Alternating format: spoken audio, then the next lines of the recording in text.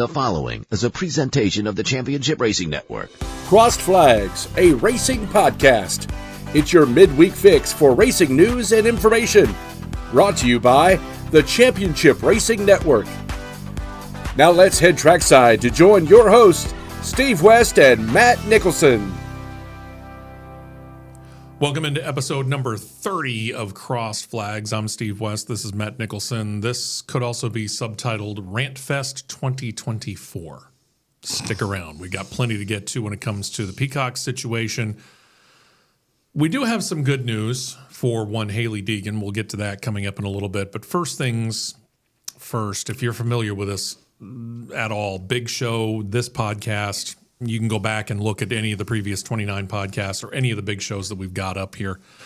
And I can tell you right now, we call out when we don't see officiating handled the way that, well, it could be. I guess that's probably the best way to put it. It could be done so much better and so much less inconsistently might be the best way to put it. That makes sense? NASCAR officials are ridiculously inconsistent when it comes to this. And you and I have seen it. We've gone back and forth on this many, many times. We have seen them watch a car just brush the wall and for no particular purpose, throw the yellow. But yet, picture number one here. This is last Saturday night at Charlotte on the Roval. The number 42 car, Leland Honeyman. Leland Honeyman. Can anybody tell me if that car's coming out of that tire barrier? No. That car's not coming out of that tire barrier. That's buried. That's not our word, okay? That's NASCAR's word. NASCAR used the word buried in the aftermath of this situation, okay? Yeah. When is this? Oh, that's right. This is with technically 2 laps to go as the leaders are on the backstretch heading towards the white flag. Coming to the white, yes. So the leader happens to be Parker Kligerman. In the end, it doesn't matter who the leader is. In this case, the leader's Parker Kligerman. He goes through the backstretch chicane, which is meant to slow you down, goes through NASCAR turns 3 and 4, comes down to the next little chicane. That's coming up a little bit later. Still green. That car's still sitting right where you see it, right there. With traffic still passing it. Which brings us to our next picture, which is Parker Kligerman as he is approaching the white flag at the start-finish line. Look right in the circle, right up above the L in front of the nose of the Camaro. You see that little dot? Bright yellow dot? They decided to throw the caution there. That's when the light officially came on. Now, remember, when it comes to NASCAR officiating, it doesn't have anything to do with when they show the flag. It has to do with when that light first comes on. Okay? And because that light comes on and Parker Kligerman's what? 2-3 feet? That is no more than 5 feet from crossing the start-finish line. I'm going to stand up right here. Taking the white flag. Okay. Could have been... I'm 5'9". Could have been Parker Kligerman's first ever win in the Xfinity Series, number one. Number two, he came into this race sitting 12th in points, which meant he would have pulled off something of an upset and gone on to the round of 8. But I'll let you take it from here. I'm going to revert back to what we usually typically hear on Sirius XM The Morning Drive with Elton Sawyer's weekly segment. In this week's edition of We Got to Say Something Stupid on there to basically frame ourselves. He says yesterday the words, and I quote, "It took way too long to throw the caution." Really? Really? Wow. You've got a car buried the entire length of the car. Now, the wheelbase of that car is from center hub to center hub is 108 inches. That is that is 9 feet from hub to hub. You add probably another maximum 2 feet, give or take. Sure. So you're looking at roughly 14 total feet of race car buried underneath tire barrier. But yeah, it took too long. We had a bad angle to see it. That is absolute trash excuse. Trash excuse. And I'm going to tell you why.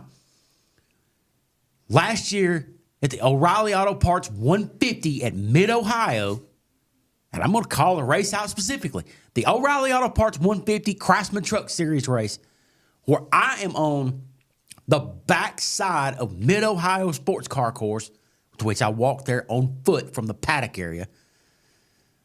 There's a reason why I'm saying that. You'll understand later. Walked there on foot from the lift gate of the hauler to my position where I had to go was 3/4 of a mile one way. But in that one section, there were not one, but 2 track spotters to spot for debris, accidents, or anything else that may impede the racing service. Not 1, not 2. You cannot tell me that it wasn't adequately seen when in that section of sections 1, 2, and 3 right there. I know for a fact there are spotters positioned in that area and it could have been seen.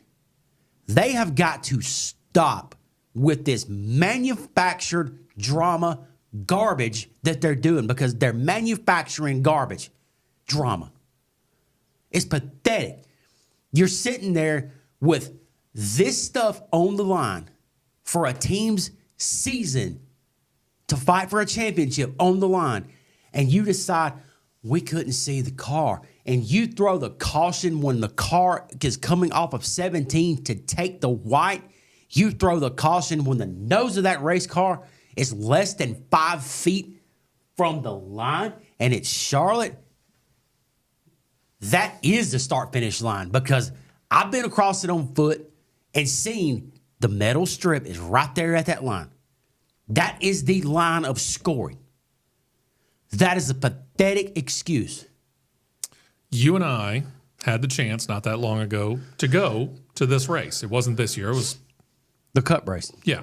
We've been to the Roval. 22. We've seen this. We've been on the grounds. We know how many spotters are out there. Could you have seen that car buried into the tire barrier from the tower? Okay, maybe not. But that's why you have the spotters on these road courses. Did NASCAR call it correct by calling it yellow? Yes. Where we're complaining is the fact that when you will take a car that brushes the wall and might have thrown a paint chip on the wall and you immediately throw a caution, versus somebody had to be screaming on a radio, cars buried in the tire barrier, throw a yellow, and you waited for them to go basically half a lap? That caution should have been thrown when the majority of the field was coming out of NASCAR 2 on the Roval. Yeah. Not there. No. NASCAR 2, stop it, get the car out, re-rack them, finish it legit. Yeah. Don't wait That's until not then. a legit finish. Don't wait until then.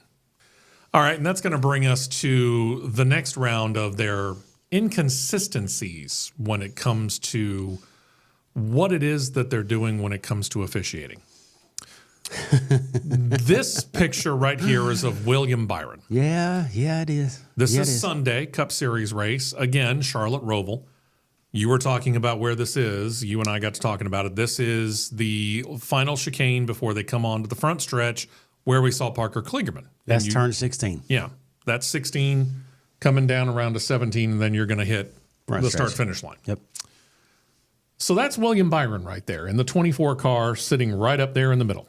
We're not worried about Brad Keselowski here. We're not necessarily worried about the Toyota Camry that's behind him yet. We'll get to that, but we're not worried about it yet. Let's put this disclaimer out there. What we're trying to get at here is more pathetic officiating of races. Yeah. Pathetic. Okay. So here you go with the curbing. This is technically not the racing surface. All of this gray area is, right? We're back to COTA with track limits. Track limits, yes, something Formula One loves to talk about. This right here would not be allowed in Formula One. We know that. This is a big fat no-no. On the other hand, NASCAR said to William Byron, okay, this looks pretty good. Can we get the next picture there, Kerry? This is Bubba Wallace. Notice the 6 cars right there, okay? That's Brad Keselowski. Remember the first picture? He was down here, right?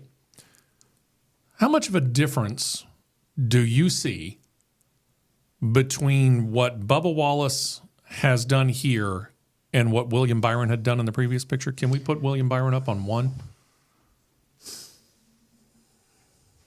There we go. Okay. There we go.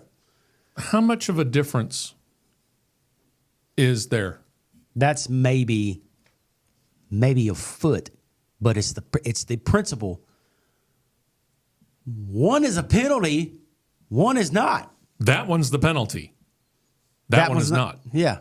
Huh? Why? How does that work? Where's the line of demarcation that says that's not a penalty, but that is? Now, if these two left side tires had been touching the curbing, no penalty. That's considered track surface. I see 4 tires on blue right there on both cars. Yeah. I mean, right here, yeah, maybe. But that car, that tire right there, that rear tire, sorry, folks, that's squarely on blue. Either neither one's out of bounds or they both are. Brad Moran, Tim Bourbon, Jusan Hamilton, you got to go. Call it This is consistently. terrible. This is terrible. Call it consistently. Don't, unbelievable. That's all we're asking. Consistency. Can we just get some consistency when it comes to these rulings? And I get it. We're talking about a ruling. We're not talking about a hard and fast rule. It is up to the judge's ruling about whether one is out of bounds fully or one is not. But you know what? I don't see that much difference between these two. If I'm calling that out of bounds, I'm calling that out of bounds. There should have been probably about 20 out of bounds penalties called. I don't doubt that at all. That section alone. Yeah. If you're going to call it on one, do it on the other. But hey, we're going to pivot right back to something here. Look at which car this is. Look at which team this is. Which team has got a pretty high visibility lawsuit with NASCAR going right now? That would be that one. Yeah. And NASCAR really kind of has only themselves to blame because they worked with the fine folks at Speedway Motorsports Incorporated at Charlotte Motor Speedway to sharpen up that chicane right there, specifically that corner, 16. They also did it to the back chicane, which I can guarantee you, although I didn't get to see many of them because I didn't get a great camera angle on it, I can guarantee you there's a few people that probably flirted pretty close to going out of bounds back there too. They did. They did. All we're asking NASCAR is consistency.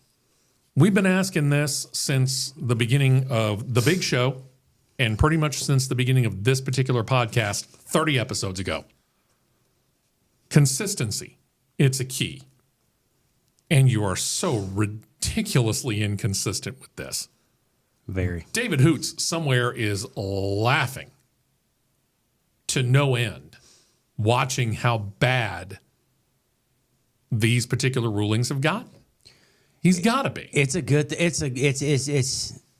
fortunate thing that David Hoots is still with us here on Earth because he's not, as the old acronym goes, LMAO that you use on a text message or something.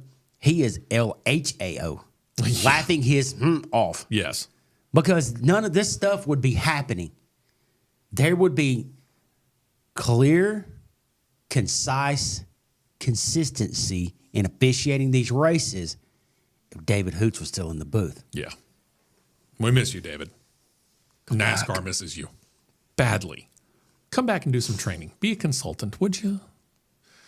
Speaking of rulings, that'll bring us to the teammate of this guy right here. That's William Byron. The teammate is Alex Bowman. In case you missed it, Alex Bowman got disqualified after this race because, well, the car didn't meet minimum weight. And you sit there automatically and you go, oh, well, they were cheating. I can't guarantee that. And the reason I say I can't guarantee it is because there are certain things that NASCAR builds in a tolerance to. Let's put it that way. We all hear about pit road speed, right? Pit road speed at Talladega Superspeedway is 55 miles per hour. The funny thing is it's not policed at 55. It's policed technically at 60. They give you a 5 mile per hour buffer. So you can go from 55.1 to 60 miles per hour, 60.0 miles per hour, and NASCAR's not going to touch you. But you do 60.1 miles per hour, you're caught speeding on pit road, okay? So you have that tolerance. Because, again, the only thing that they're dealing with, like IndyCar and Formula One, they come down to pit road, they hit a button on the steering wheel, and the rev limiter automatically kicks in, and they are slowed down to pit road speed, and all they got to do is hold on to that button. They could floor that accelerator, and it's not going to go any faster because they held that button down on the steering wheel. NASCAR ain't got that. Go to a NASCAR race. Watch them go through, and as they're ready to take the one to go to start whatever race it is, NASCAR brings them down pit road just one more time to double check and make sure that they have their tacks set. They know where speed limit is on pit road. Correct? Correct. Okay. When it comes to the weight of a car, and the weight of these Gen 7 Cup cars is what? Listed in the rule book, 3,500? 30, I think 35, yeah. But there's a tolerance built in. That is, I found out earlier this week, 0.5% of the weight. So they'll allow you as low as 3,425 pounds. It's a 17-pound tolerance. Okay. It's a 17-pound tolerance. That's the exact number on the weight tolerance that you're allowed. Okay. So they'll allow you down below a certain amount. Mm-hmm. That car came in after the race. Remember, pre-race, fine. Came in at weight.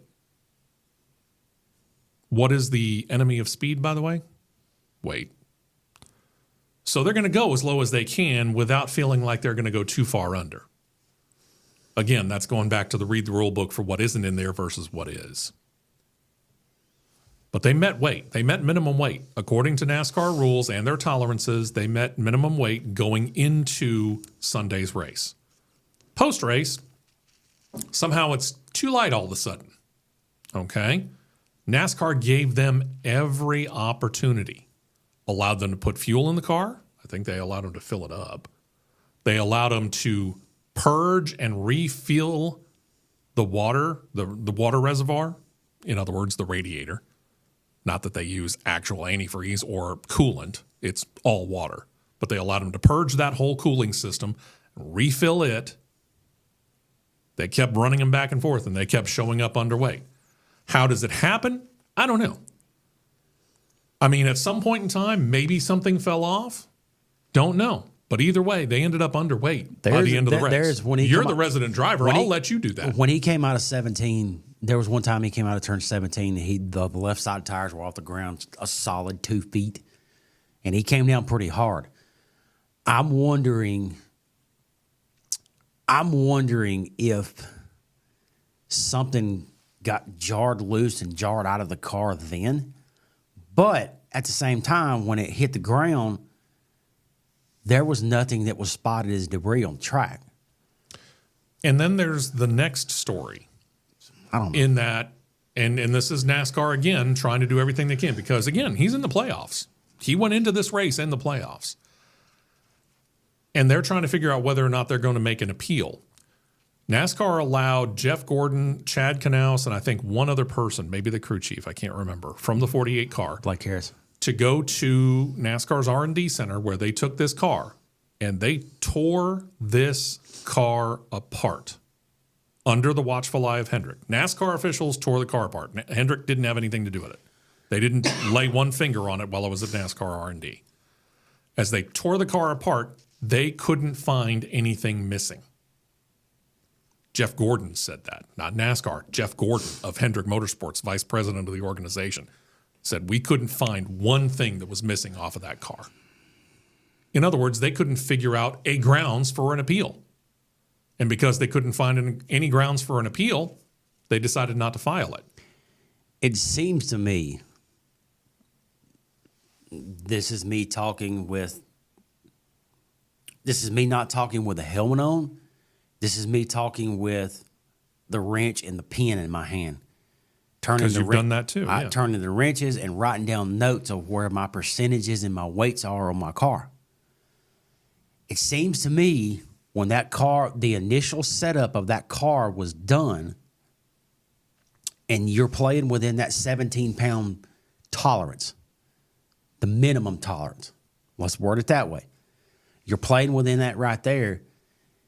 It seems to me that Blake and his car chief, the crew chief and the car chief of the 48, they were setting it up within that minimum tolerance, but didn't allow for all of the burn-off that needed to come from the fuel burn-off, because you're allowed fuel burn-off as well, because you're allowed 1 pound per – in dirt racing, you're allowed 1 pound per lap. And 1 gallon of what I remember, 1 gallon of 112 weighs 4 pounds. It's pretty heavy weighted fuel. It's a drier fuel, but it's a heavier weighted fuel. That's what it sounds like to me. If they couldn't find anything missing that would have thrown a flag like, hey, this is gone off the car. I don't know if it fell off or what happened.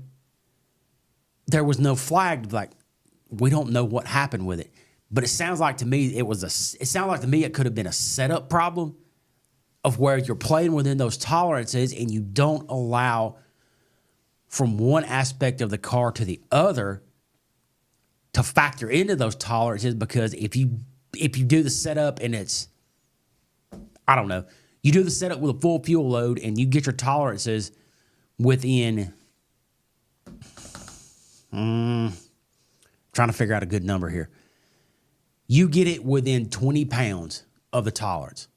You factor in the burn off, what the burn off factor is per the run. And you get to within that minimum tolerance at the dry weight. I call it the dry weight. So I don't get too technical and fry brain cells at this time of the morning. It sounds like to me it was a baseline setup problem, because that car passed pre-race weight check, but didn't pass post-race. So that tells me if you found nothing missing off that car, it was something within your tolerances that got miscalculated that caused it to be light. But back to the rant of officiating. I do not care. I do not care. You got qualifying, and then you go impound. You tech the car before qualifying, and in qualifying, you impound the cars. Just like with ride height stuff. What if you have a shock that you don't realize is bleeding off? When a shock bleeds off, it's compressing.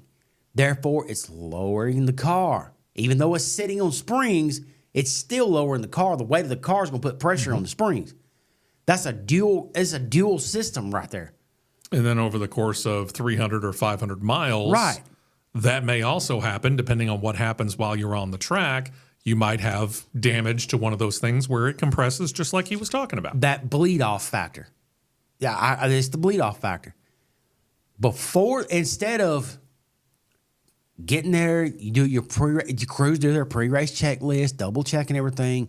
You back the cars out of the stall. You do a quick warm-up cycle. When your engine's in a warm-up cycle and it's good to go, you push it to the grid. No. Back the procedure up. You open the garage 2 hours before time. You still go through those standard procedures, but before you go through said standard procedures. Wait a minute, no. Let me back up here. I got ahead of myself. Before you put those cars on the grid, before those cars go through their engine warm-up, when said crews do their final checklist, final bolt check, electrical check, whatever it need to be done, you send those cars back around before they hit the grid. You send them back through a line. You do a ride height check. You do a weight check. That Just way, to double check everything. You double check it. Send them through that right there. When that car clears ride height check and clears weight check, send them to the grid. Yep. There's a You're pre-qualifying check. There's a pre-race check. There's a post-race check. We've gotten down to this one-time tech and stuff right here because the sanctioning body decide to skeleton crew literally everything. So guess what you got to do? You got to condense it down. Now you've got more problems because something gets missed. Yeah. Whatever. Missed. What did this do? Drops him from 18th, where he crossed the line, to 38th, last in the field. The points that he got through stages and at the end of the race from finishing 18th all go away. 1 point. Drops him out of the playoffs, moves Joey Logano, who had been bounced out of the playoffs beforehand, into the playoffs. Kind of a cool story for Joey Logano. Joey Logano's team was sitting there watching NASCAR kind of tear down the 22 car and do post-race inspection. Joey Logano feels like he's out of the playoffs. He's gone. As they're leaving the track, Joey's wife got a message from a kid, a special needs kid, who happened to say that they had been at the race. They've been trying to get together with this kid and kind of do a quasi Make-A-Wish thing because he wants to meet Joey Logano. So Joey says, hey, get in touch with the kid, see where they are. Well, they're still close by. See if they want to come by the house. Okay, good. So they invited him over to the house. Sitting there talking, having a great time talking with this young kid, again, special needs kid. And then all of a sudden, Joey's phone just explodes with all kinds of notifications. So he excuses himself to find out via text and through a phone call to his crew chief to confirm it that that car got eliminated from the playoffs and he's in. Can you imagine that kind of emotional turnaround within just a couple of hours? Sure, yeah. Amazing. But when you look that it was going to only be one Ford Mustang that was going to advance to the round of 8. One. Now this happens, all of a sudden 2 Fords are in. Yep. Whoever runs the Twitter account of Roush Yates Engines, Okay. somebody from Chevrolet and Ally Hendrick needs to punch him upside the head. Uh-oh. What did they say? I missed this. Read the subliminal messaging here. They do a graphic of the Ford engine and Blaney and Logano. Okay. Not one, but 2 Team Penske Ford Mustangs advance on to the NASCAR playoffs for round of 8. Exclamation point. Excellent. Because we're all better off with an ally. Oh. Man, didn't call that out, did we?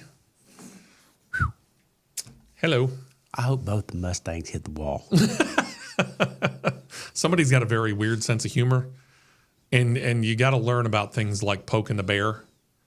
There are numerous coaches out there that are going to be more than happy to look at their player and tell them specifically, be careful what you say around cameras and microphones and phones, because the last thing I want you to do is to give our next opponent bulletin board material. Bingo, bingo, bingo. While that car's out of the playoffs, round of 8 features not 1, not 2, but 3 other Hendrick Motorsports cars.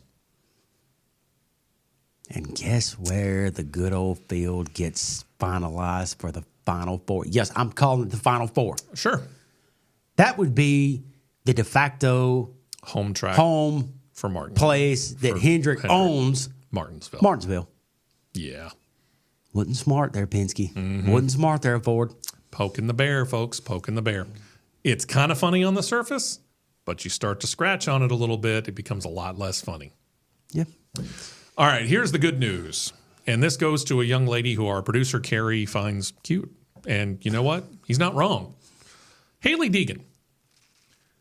Haley Deegan got herself a ride. If you're not an IndyCar person, you probably don't recognize the HMD logo there. Quick review. Haley Deegan enters this season running in the Xfinity Series. She's running for AM Racing in the number 15 Ford Mustang. She is a Ford Performance driver. She's on the hot road. She's on the road, right? They're trying to get her moved up and hopefully get into the Cup Series and be one of the few female drivers ever at the top level of NASCAR, right?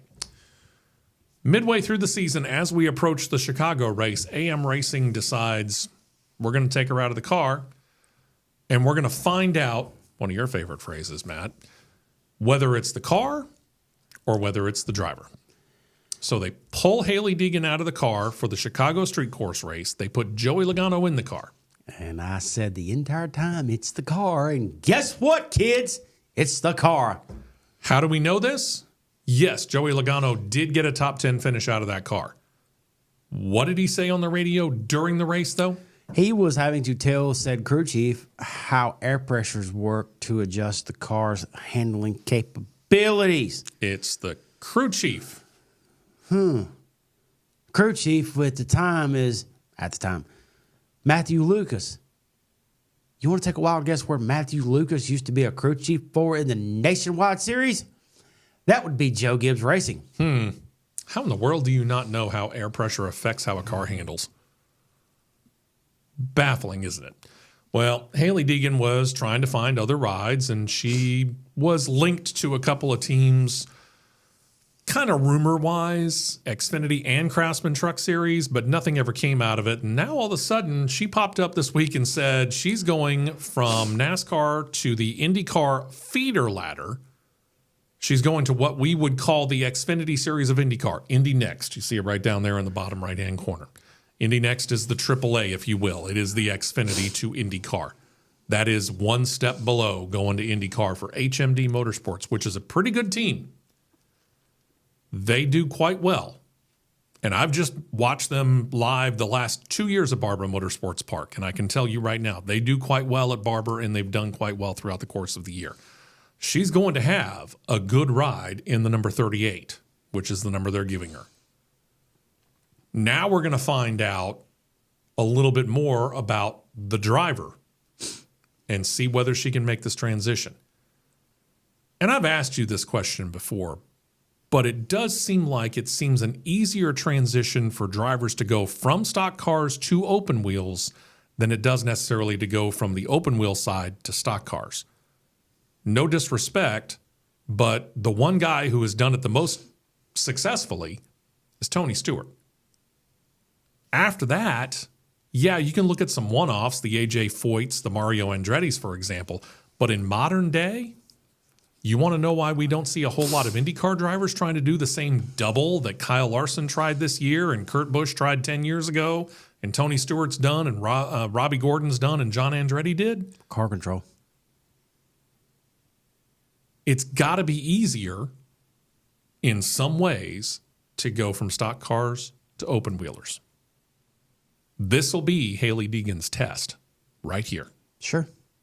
If she's got a future in racing, she's got to make it there. I think she'll. First year, I think she'll hold her own. Second year, then it'll be time to progress because Indy NXT only runs 2 ovals, I think. I think so. All the road courses. Yeah. And pretty sure at the end of the month, she gets her first test at the IMS road course for the Indy NXT series. So it'll be, I'm sure they're going to, because there's no cap on testing for IndyCar and IndyCar series. So I'm pretty sure she's going to have her feet really, really, really wet this offseason and come straight into the season right off the bat knowing what she's doing. HMD has been impressed so far with her attention to detail, her being in the garage area even before this was officially announced, her being at the shop, her learning as much as she possibly can. Let's see whether or not that translates to what goes on. I'm the pretty track. sure, and I'm pretty sure Honda will have her in simulators pretty hard through the off season. I would. Oh yeah, I would too. They'd be crazy not to. Here's your chance, girl. Go get it. She's 23. Something like that. Okay. Time's running out. Chances, more importantly, are running out. Because here's the thing. You had your chance at Craftsman Truck Series. You had your chance at the Xfinity Series. How many more chances do you get? In the racing world, not that many. Make the most of it. I can Make the most of it. I got an off-camera story I can tell Carrie about her in Nashville. Yes. And that'll bring us to our final story of the afternoon, dealing with these guys. This is the streaming service that is associated with NBC, in case you didn't know. If you go on to Peacock and you scroll over to the big menu that's on the far left and you drop it down to sports, it'll give you all different kinds of separate categories: NFL, college football, tennis, golf, blah, blah, blah, blah. And then comes the generic motorsports. You click onto motorsports, and up until the end of the year, you could have watched every single IndyCar race. Now, it's no longer there. You can still watch some of the older ones, but it's no longer available because next year, IndyCar goes to Fox. Mm-hmm. But they still list it as just motorsports, despite the fact that they're fully invested in both IMSA and NASCAR. Okay, fine. I went on to the Peacock, which my wife and I are subscribers. I went on there Sunday. Went over to the left, dropped down to sports, went to motorsports. Guess what's not there? The Roval race. I'm sorry, aren't you the streaming service for NBC and NBC Sports? Turns out that despite the fact that NBC Sports cut a deal with IndyCar to put every single IndyCar race in the 2024 season on Peacock as well, they picked and chose which Cup Series races they were going to put on Peacock. And the Roval race wasn't it. Why? What the heck kind of a deal is this? Shouldn't whatever you put on your main network also be available on your main streaming service? Should. You want to tell me why I'm paying almost $10 a month for your service, which I got specifically for your coverage of NASCAR, and I can't find it on a regular basis? It's not there. So I go over to the basic NBC Sports app. It allowed me a 1 hour preview. Well, guess what? 1 hour didn't quite make it to the end of the race. And then it told me to go sign into Peacock. Let me go back to that situation where I was telling you that I couldn't find it on Peacock. For those people who are cutting the cable, this is a massive problem. And it's not just their problem. I can go to ESPN Plus and guarantee you the exact same thing. Because I don't have a cable system, I can't go on to ESPN Plus and watch a Formula One race, despite the fact that I'm paying them, along with Hulu and Disney Plus and that nice little bundle, a pretty good amount a month to get your service.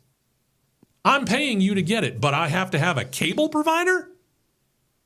What kind of BS is that? Yeah, I'm going to say it right out there. Unfortunately. What kind of BS is that? Straighten it out, folks. We're paying you for your service to be able to watch these things. And I don't care whether it's National Football League, NCAA football, or basketball. I don't care whether it's IndyCar, Formula One, NASCAR, tennis, golf. Pick the sport. If you're cutting the cable, if you're cutting off the satellite and paying for the streaming service, by God, put the frickin' sport on the streaming service. That's why we're paying you. You shouldn't have to have a cable provider for the service to link through the cable provider to where you can watch said event. because it's weird. I could go, if I wanted to watch a college ball game on a Tuesday night, just randomly go look on ESPN Plus. Let's see who's playing here. You can't go watch an F1 event live, some parts of the F1 event live, but you can go watch Jones Valley A&M State University play Florida Technical Southern College. Yeah. ESPN Plus. You're not going to have any commentary, but you're going to have video. Yeah, thanks. I mean, it makes no sense. 0 cents. What am I paying you a fee for every single month or annually to be able to do streaming if I have to have a cable provider? There's a reason I cut cable. I wasn't getting what I wanted out of it. And I chose to go to streaming because I could select things. It is not difficult. In fact, it's quite easy. If you're putting it on the main network, it means you have all the infrastructure there of the announcers, the cameras, sound, blah, blah. You got it all because you're putting it on the main network. Add it onto the streaming service, doesn't cost you squat and doesn't take that much more effort. Nope. You want to know how I know? I'm the producer for a morning show in Birmingham, Alabama. How hard is it for me to make a podcast? Not at all. How hard is it for Carrie to finish this up, produce it, put it up on YouTube? Not that difficult. Just a little bit of post-recording processing. That's it. It's not that difficult. But yet the CW is going to make you wait if you don't have the CW streaming app itself. CW is going to make you wait until the next day before you can watch the Xfinity Series race. What? None of this makes any sense. Get your streaming stuff straight, people. Get it straight. Saturday was the first event that I've watched on the CW with Xfinity, and the picture quality is not very good. Very good. And that's a problem because they're using the production staff and crew of NBC Sports. Yeah. So not only is the NASCAR officiating a little bit inconsistent, turns out your ability to watch it's becoming consistent too. And CW is already chirping. 2025, we're considering and looking at maybe doing a few races from the NASCAR production building in Charlotte.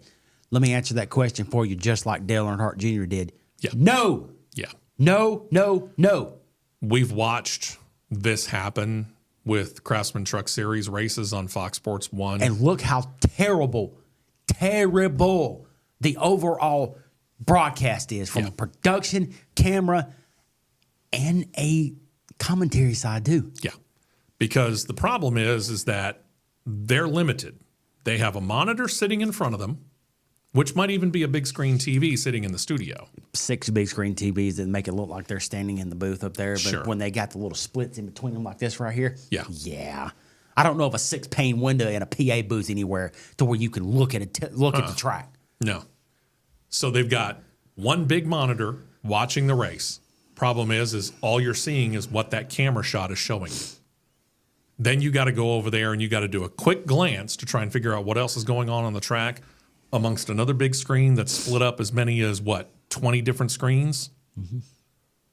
It's very, very difficult to figure that out as opposed to looking out the window and scanning and realizing while the camera's looking at the truck or car or whatever it is that's on the back stretch about midway down, there's a wreck over in turn 1, which all you had to do was turn your head and see it. It does affect the live broadcast. And CW's paying $115 million a year, and they're going to cheap out by putting the announcers at Charlotte and making them try to do the race as best they can from a TV booth. I'm sorry. Even the best announcers are going to have a hard time making it look and sound really, really good because they're going to miss stuff. I'm sorry, but this production facility that they've got that's turning a sport into a show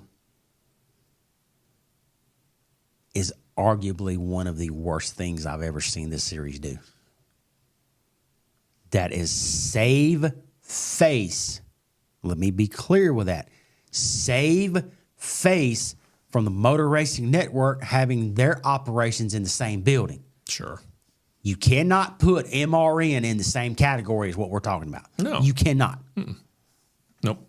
You could actually do a radio call based upon what you see on television.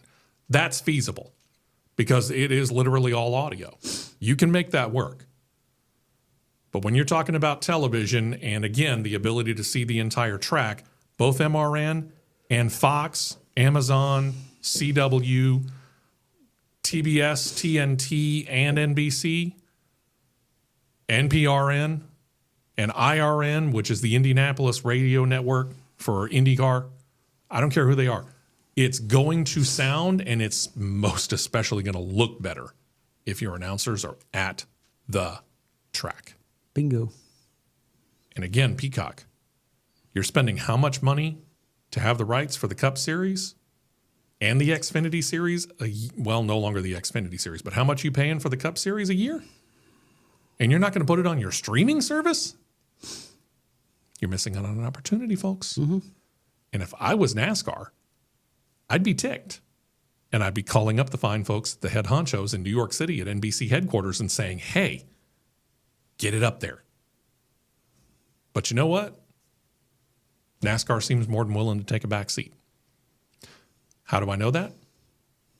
How many races next year for IndyCar when they move to Fox are going to be on Fox versus the Cup Series that they've had a much longer relationship with? That would be every single one of them. Huh. Guess who's taking a back seat? NASCAR. So, yeah, they're probably going to sit on their thumbs. They are putting the ARCA Menard series on the Mothership Network for Daytona. For Daytona, ARCA will be on the Mothership channel. As all the races should be. Yes. So if we can put ARCA on Fox, you can put your premier series of stock car racing on the Mothership Network. Yep. And should. Again, Fox has a longer relationship with NASCAR. Going back to, 2001? Versus the brand new relationship. But I guess Fox is playing with their new toy. Yeah. All right. Rant episode over. Not to say that we won't have another one. Probably next week. This weekend, the big show, 9 a.m. Eastern, 8 a.m. Central Time. Please check it out, CRN Live. You can subscribe right there. You can also subscribe to this channel, which I know our fine folks at Jocks would love you to do as well. Hope you have a fantastic week, rest of it anyway. We will talk to you this Saturday, and we'll bring you another episode of Cross Flags on Wednesday. Thank you very much for joining us.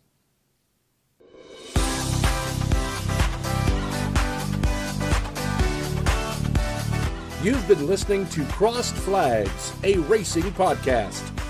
For more content like this, subscribe to CRN Live on YouTube, and you'll be set to catch the 2-hour live show every Saturday morning at 9 Eastern, 8 Central.